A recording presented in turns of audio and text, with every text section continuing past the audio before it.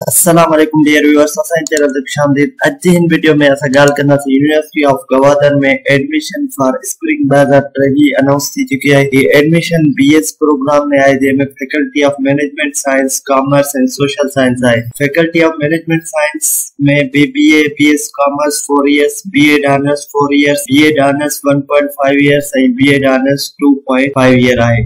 New programme announce थिया आहिनि, जेके आहिनि बीएस इंग्लिश 4 इयर ऐं बीएस इकोनॉमिक्स 4 इयर आहे। उन खां पोइ faculty of science, engineering and technology में BS information technology 4 year programme आहे ऐं न्यू प्रोग्राम अनाउंस थियो आहे बीएस डेटा साइंस ऐं बीएस केमिस्ट्री। उन सां गॾो गॾु यूनिवर्सिटी ऑफ गवादर में डिप्लोमा प्रोग्राम्स आहिनि, जंहिंमें डिप्लोमा इन मैरिटाइन आहे, पोर्ट मैनेजमेंट आहे, diploma in accounting and finance आहे, डिप्लोमा इन होटल मैनेजमेंट आहे, डिप्लोमा इन इंटीरियर डिजाइन आहे, डिप्लोमा इन इंफॉर्मेशन टेक्नोलॉजी आहे। इन जो जेको एडमिशन शेड्यूल आहे, last date for submission of application form 25 November आहे। Test interview date letter announce कई वेंदी। फिलहाल उन जी डेट न रखी वई आहे, पर जेको क्लासेस आहे वो फर्स्ट वीक ऑफ जनवरी 2023 खां स्टार्ट थी वेंदा। इन जेका एलिजिबिलिटी क्राइटेरिया आहे वो 45% मार्क इन इंटरमीडिएट हुजे। Admission in BS IT and BS data sciences जे लाइ एटलीस्ट 50% हुजे। बीएड 1.5 ईयर जे लाइ जेको आहे तव्हांजी क्वालिफिकेशन 16 ईयर ऑफ एजुकेशन हुजे ऐं उन में एटलीस्ट 45% हुजे।